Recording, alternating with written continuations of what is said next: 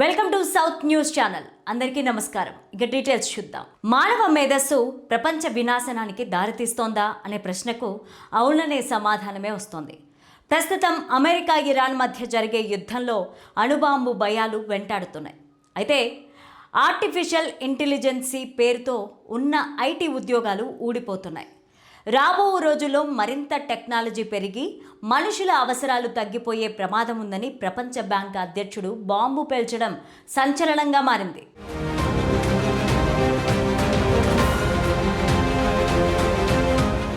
భారతదేశంలో ఏడాదికేడాది నిరుద్యోగ రేటు పెరిగిపోతోంది. మరోవైపు అంతర్జాతీయంగా ప్రపంచ బ్యాంకు చేస్తున్న హెచ్చరికలు సర్వత్రా ఆందోళన కలిగిస్తున్నాయి.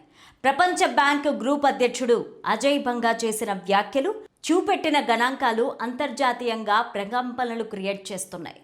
అభివృద్ధి చెందుతున్న దేశాల్లో ఉపాధి కల్పన వ్యవస్థ అట్టడుగుకు పడిపోతుందని తెలిపారు. రాబోయే 10 ఏళ్లలో ప్రపంచవ్యాప్తంగా 120 కోట్ల మంది యువత ఉద్యోగాల కోసం రెడీగా ఉంటారని అన్నారు. వీరిలో కనీసం 80 కోట్ల మందికి ఉద్యోగాలు దొరకకపోవచ్చని ఆయన బాంబు పేల్చారు. అప్పుడు యువత తప్పుదారిన నడిచే ప్రమాదం ఉందని, అది దేశాలకు మంచిది కాదని వివరించారు. ఇప్పటి నుంచే చర్యలు తీసుకోకపోతే నిరుద్యోగ ముప్పు తప్పదని హెచ్చరించారు.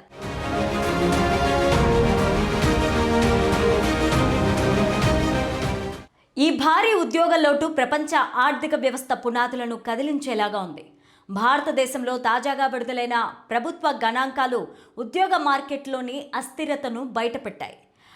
15 ఏళ్ళు అంతకంటే ఎక్కువ వయసున్న వారిలో నిరుద్యోగ రేటు పెరిగిపోయింది.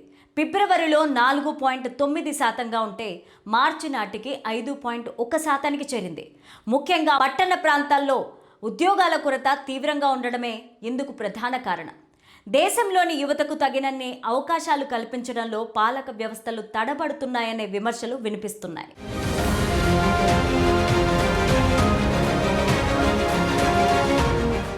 నగరాల్లో పెరిగిపోతున్న నిరుద్యోగం భారత సామాజిక స్థితిగతులను దెబ్బతీసేలా ఉంది. జనాభా పెరగడం కూడా ఉద్యోగ అవకాశాలకు దారుణంగా దెబ్బతీస్తున్నాయని అంటున్నారు. ఇక యంత్రాలు, రోబోట్లు, ఆర్టిఫిషియల్ ఇంటెలిజెన్సీ రావడం కూడా కొత్త తరానికి కొలువులు లేకుండా చేస్తున్నాయనేది అందరికీ తెలిసిన సత్యం. అన్నింటికీ మించి దేశ ఆర్థిక వ్యవస్థ బలహీన పడితే కంపెనీలు కూడా ఆటోమేటిక్గా ఉద్యోగాల సంఖ్యను తగ్గించే అవకాశం ఉన్నాయి. అలాగే యువతలో కూడా చదువు పూర్తయిన తర్వాత మార్కెట్కు తగిన నైపుణ్యాలు నేర్చుకోకపోతే ఉద్యోగాల వేటలో వెనకబడిపోతారని చెప్తున్నారు. దేశ ఆర్థిక వ్యవస్థ అస్తవ్యస్తంగా ఉన్న అమెరికా, ఇరాన్ మధ్య యుద్ధాల్లాంటివి జరిగినా రాజకీయ సమస్యలు, అంతర్గత కలహాల కారణంగా ఉద్యోగాలు తగ్గుతాయని నిపుణులు పేర్కొంటున్నారు. ప్రభుత్వ నిర్ణయాలపైన ఆధారపడి నడిచే కంపెనీలు, ఫ్యాక్టరీల ప్రభావానికి గురవుతాయి.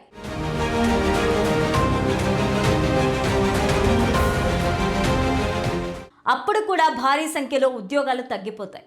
ప్రపంచవ్యాప్తంగా ఆయిల్ సంక్షోభం లాంటివి జరిగినప్పుడు ట్రాన్స్పోర్ట్ రంగం నుంచి మొదలుపెట్టి ఎన్నో రంగాలపైన ఎఫెక్ట్ ఉంటుందనేది జగమెరిగిన సత్యం. కరోనా వంటి మహమ్మారులు వచ్చినప్పుడు, లాక్డౌన్లు పెట్టినప్పుడు ప్రజలకు పని దొరకదు. తర్వాత తిండి లేక పేద కుటుంబాలు అల్లాడిపోతాయి. కరోనా సమయంలో మూతపడిన వ్యాపారాలు చాలా వరకు నేటికి తిరిగి కోలుకోలేదని కొందరు అంటున్నారు. గ్రామీణ ప్రాంతాల్లో అయితే పొలం పనులు లేని కాలమంతా యువత ఖాళీగానే ఉంటుంది. గ్లోబలైజేషన్ ప్రభావం వల్ల చాలా కంపెనీలు అభివృద్ధి చెందిన దేశాలకు తరలిపోతూ ఉంటాయి. ఎందుకంటే అక్కడ ప్రభుత్వాలు మౌలిక సౌకర్యాలు కల్పిస్తాయి, తక్కువ ధరకు భూములు ఇస్తాయి, ఉద్యోగులు కూడా దొరుకుతారని వెళ్తూ ఉంటారు. ప్రపంచ బ్యాంక్ అధ్యక్షుడు చెప్పినట్టు దేశాధినేతలు వీటన్నిటి మీద దృష్టి పెడితే రాబో 10 ఏళ్లలో నిరుద్యోగ సమస్య నుంచి బయటపడే అవకాశం ఉంది. నిరుద్యోగం అనేది దేశ జనాభా, దేశ ఆర్థిక పరిస్థితులు, సాంకేతిక మార్పులు, విద్యా లోపాలు ఇలా ఎన్నో ఉంటాయి. వీటన్నింటినీ దేశాలు సరిచేసుకోవాల్సి ఉంటుంది. అప్పుడే రాబోయే ముప్పు నుంచి బయటపడే అవకాశం ఉంటుంది.